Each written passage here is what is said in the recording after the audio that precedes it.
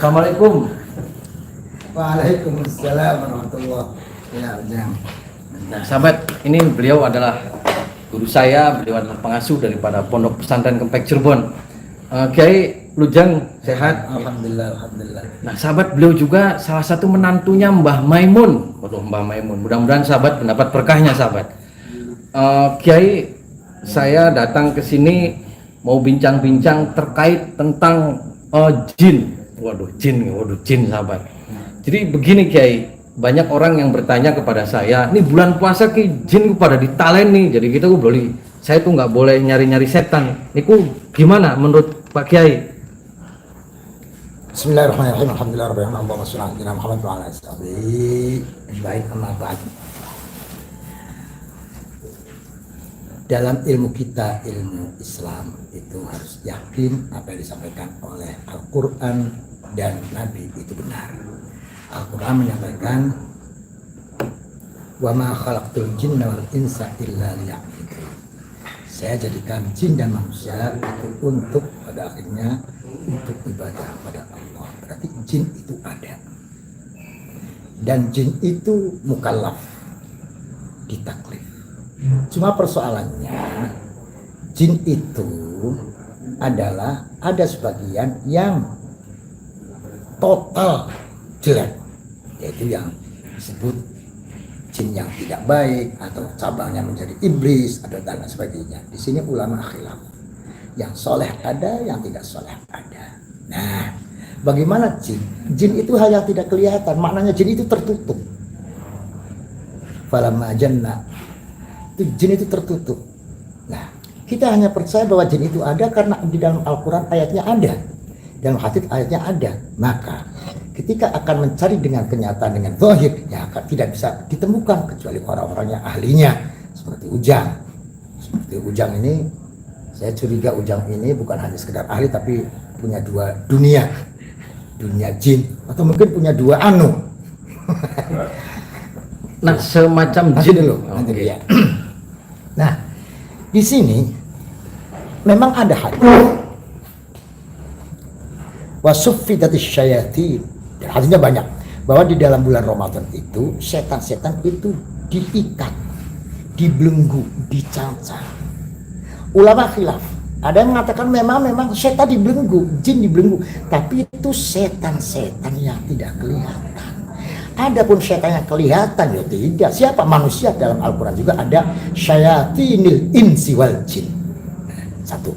Ada lagi ulama mengatakan itu artinya bukan setan dibelenggu, tapi belenggulah setan, ikatlah setan. Karena ini bulan Ramadan, bulan yang sangat mulia, yang mumpung kita menangi bulan Ramadan, mumpung kita masuk bulan Ramadan, betapa agungnya, betapa beruntungnya yang beramal saleh di dalam bulan Ramadan, dan betapa ruginya jika dalam bulan Ramadan beramal maksiat, dan maksiat itu dari setan. Oleh karena itu belenggulah setan, ikatlah setan, jangan sampai menggoda kita. Itu namanya adalah khobariyatan lafzon insya'iyatan makna, seperti kalimat alhamdulillahirabbil alamin, segala puji bagi Allah. Ya sudah, segala puji bagi Allah, tapi punya makna mujilah kepada Allah. Setan-setan diikat, artinya ikatlah setan itu. Kalau ikatlah berarti ada yang tidak diikat, ada yang kelayaban. Lah ini bagiannya Ujang gitu. Oke. Nah, termasuk ini Kiai, ada beberapa paranormal praktisi ketika pengobatannya itu di luar daripada konteks ajaran-ajaran Islam. Nah, menurut Kiai itu seperti apa? Atau kejawen sama-sama itu semua karena semuanya ke Allah atau gimana itu? Kalau memintanya ke jin gimana atau doa gimana? Semua baik penyakit atau obat itu dari Allah, hanya jalan. Allah mengetes iman kita. Ada kalanya pengobatan itu melalui hal yang tidak benar, itu melalui kemusyrikan. Itu ada, memang ada. Maka kemusyrikan ini yang tidak benar ini kadang-kadang melalui santet, melalui sihir dan sebagainya. Oleh karena itu Nabi sendiri pernah disihir. Bahkan ketika Nabi datang ke Ji'ronah, di sini Nabi membawa sahabat akan minum air Ji'ronah. Ada wanita mengatakan, wahai Rasul, jangan minum air ini karena air ini baru saja diracun. Loh, kalimat diracun, disantet, dan lain sebagainya, itu berarti ada.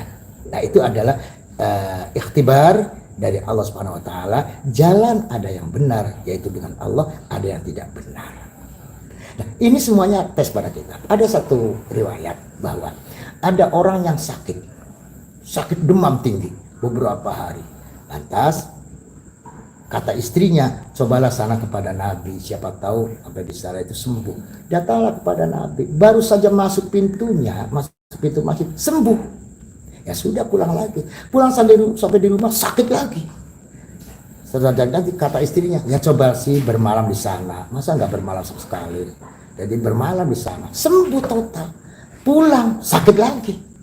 Datang, coba disuruh, ya jangan sehari, 2-3 hari lah biar sembuhnya total. Sana 3 hari sembuh, pulang sakit lagi. Satu. Nah, setelahnya 3 kali tidak sembuh, satu hari ada lonceng, nong itu mengatakan bahwa ada pengobatan massal. Yang mengobati itu orang Yahudi. Kata istrinya, Pak, itu ada pengobatan massal, bisa sembuh. Itu kan orang Yahudi. Jangan lihat Yahudinya itu. Jangan lihat Yahudinya, yang penting sembuh. Akhirnya dipaksa mau diobati, sembuh total. Tidak kabur-kabur lagi. Lah, ketika itu Nabi bertanya, loh si Anu sembuh, si Anu kemana? Yang sakit itu masih sakit total, sembuhnya karena orang Yahudi. Kan coba ke sana. Setelah ke sana, bagaimana? Alhamdulillah Kanjeng Nabi sembuh. Istrinya ngomong, iya Kanjeng Nabi setelah diobati oleh orang Yahudi kok sembuh. Lah ini kan tersinggung Kanjeng Nabi. Oh begitu, setelah Yahudi mengobati sembuh. Iya dong. Artinya ketika diobati sampean, Nabi tidak sembuh. Lantas Nabi izin pada Allah, minta penyakitnya itu didohirkan. Hanya penyakit didohirkan. Dohir bentuknya seperti anak kambing ya. Anak kucing atau anak kambing. Ditanya, wahai penyakit, kenapa kamu kok tidak sembuh-sembuh oleh saya? Kambingnya atau penyakitnya berkata, saya ini diperintah Allah agar mendatangi, menempel ke orang ini 3 hari, lebih sekian jam, lebih sekian menit. Jadi selama belum 3 hari lebih sekian jam tidak akan sembuh. Nah, tapi kenapa ketika masuk ke rumah saya sembuh? Saya nggak enak dengan engkau wahai Nabi. Masa di rumah engkau saya masih enak? Nah ini, jadi kesembuhan ini bukan dari orang Yahudi, tetapi dari Allah. Kalau memang belum saatnya sembuh dari Allah, tidak akan sembuh. Inilah yang hak. Lah, yang membelokkannya adalah kesembuhannya dari orang Yahudi. Kesembuhannya lah itu juga pengobatan dari yang tidak benar, pengobatan secara jin, pengobatan atau penyakit dari santet dan lain sebagainya. Maka oleh karena itu dalam sebuah hadis tidak ada penyakit yang menular. Kalau ada yang mendekati orang yang sedang sakit kok tertular, itu dari Allah yang mempunyai sebab tertular. Tapi Anda pun sakit atau tidak dari Allah. Demikian. Nah, itu satu lagi Kiai, kan dulu di Mesir itu ada Sungai Nil zamannya. Itu ketika kering, itu ada jin zamannya Khalifah siapa? Umar atau siapa? Nah, itu meminta tumbal. Ketika itu sang Khalifah itu menyurati ke bangsa jin. Nah, itu untuk persembahan kepada jin untuk bangun jembatan atau tumbal manusia. Menurut Kiai itu seperti apa, Kiai? Itu saya kurang mengerti betul tentang hal itu. Namun di dalam pemahaman orang-orang dulu memang demikian. Sebetulnya ketika kita mendatangi satu tempat yang menurut ahlinya tempat itu tempat jin, lantas kita diminta untuk katakanlah memberikan sesajen. Itu sebetulnya bukan sesajen musyrik, tetapi kita memberikan sedekah kepada jin, saya akan ke situ minta izin. Sama saja itu. Nah, lantas diartikan oleh orang-orang yang pemahamannya tentunya salah bahwa itu minta tumbal. Sebetulnya bukan minta tumbal. Nah, kalau manusia kan tumbalnya kepala manusia, itu sudah pembunuhan, Kiai. Gimana? Pembunuhan itu jelas. Itu nggak boleh. Itu jelas menyalahi, tidak boleh. Nah, kalau kita melakukan persembahan kepada jin, ngasih kambing, itu boleh nggak menurut Islam? Kalimatnya jangan jangan menyembah, tapi memberikan sedekah. Oleh ahlinya ini jin. Jin itu makan loh. Contoh dalam hukum fikih, apabila kamu berak, kamu harus istinja sesuci. Kalau tidak ada air, kamu pakai batu. Kalau tidak ada batu, kullu qali'in, hal yang bisa menghilangkan najis. Asal jangan tulang, karena tulang ikut itu makanan jin. Loh, berarti jin itu makan. Jin itu makan. Oleh karena itu oleh ahlinya berikanlah makanan jin. Sama saja dalam Al-Quran juga begitu. Kiai juga. Berarti itu kita bicaranya ngasih sodako. Ngasih sedekah. Tapi sesuai dengan yang diterapkan oleh yang ahlinya. Kalau kita nggak ahlinya ya nanti akan timbul salah pemahaman, salah persepsi. Itu sahabat. Jadi tadi terkait jin di bulan puasa kan anak kang diket anak kang beli. Jadi lamun kita luri setan, luri duku santet, kepret deh kon nggak ada apa-apa. Nah setan jin masih bergentayangan di bulan Ramadan. Ada beberapa yang diket, ada yang tidak diket. Nah diket itu tugasnya kita kanggo ngepret di setan-setan belek ya sahabat. Itulah ringkasan cerita dari guru saya Al Mukarram Pak Kiai Haji Mustofa Akil yang kebetulan adalah beliau salah satu pengurus di PBNU pusat, dan mudah-mudahan itu menjadi iktibar, menjadi contoh buat sahabat-sahabat semua. Jadi jangan salah kaprah ketika saya bulan puasa masih ngurak-ngurak dukun togel, dukun belek, dukun apa, ya tidak masalah. Asal mereka masih berbaik dengan saya tidak apa-apa. Tapi kalau mereka selalu menyantet, selalu menyakitin orang, ya itu tugasnya kita, kayak Freddy belah, konon. Ya sahabat ya.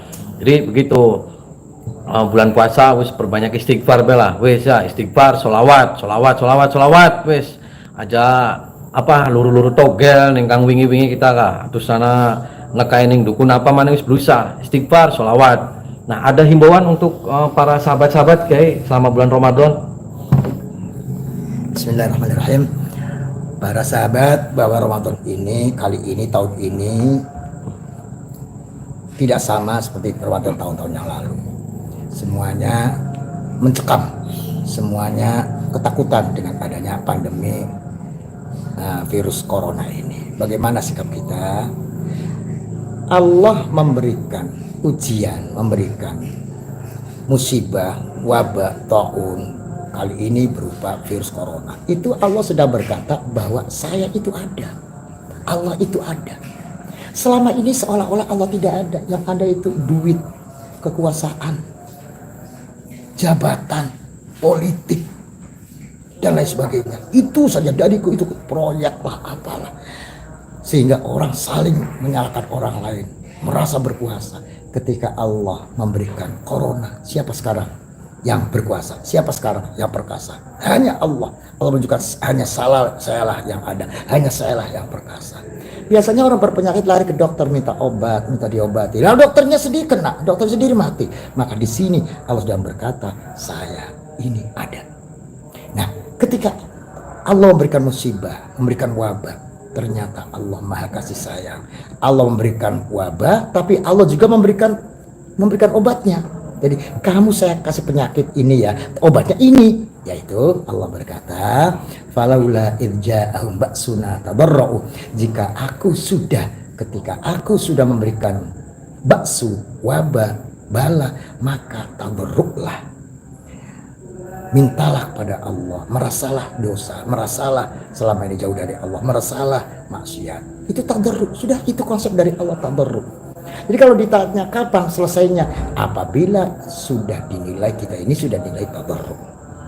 Dan kedua, di dalam tadarruknya dengan apa? Tadarruknya adalah dengan istighfar. Apa yang tadi disampaikan oleh Pak Ujang benar, istighfar. Yaitu Allah berkata, wa ma kana mu'adzibahum wa hum yastaghfirun. Wa ma kana Allahu mu'adzibahum wa hum yastaghfirun. Istighfarlah, Allah tidak akan membuat siksa. Dan yang kedua salawat, benar sekali. Ada ayatnya, wa ma kana Allahu liyu'adzibahum wa anta fihim. Allah tidak ada yang akan menyiksa jika engkau Muhammad beserta mereka. Maka kita bersolawat, kita istighfar, itulah tadarruk yang dikonsepkan melalui Al-Quran agar Allah segera menghilangkan wabah dan corona ini. Oleh karena itu sahabat-sahabat, marilah tepat sekali himbauan dari Kang Ujang, yaitu sholawat istighfar yang banyak saja. Allahumma sholli ala sayyidina Muhammad astagfirullahaladzim, Allahumma sholli ala sayyidina Muhammad astagfirullahaladzim. Ini sesuai dengan tabarruknya, apalagi disertai dengan tawassul dengan ahli bait Nabi. Ahli bait Nabi aman, yaitu dalam deba itu disebutkan ahlu baitil Mustafa tuhuri hum amanul ardi. Ahli bait itu adalah amanul ardi. Oleh karena itu kita di dunia pesantren ada tawassul dengan ahlu bait, yaitu li khamsatun utfi biha harral wabail hatimah al-Mustafa wal Murtada wa ibnahuma wa Fatimah, karena Ahlul Bait adalah amanullah fil ardi. Demikian. Terima kasih. Wassalamualaikum warahmatullahi wabarakatuh.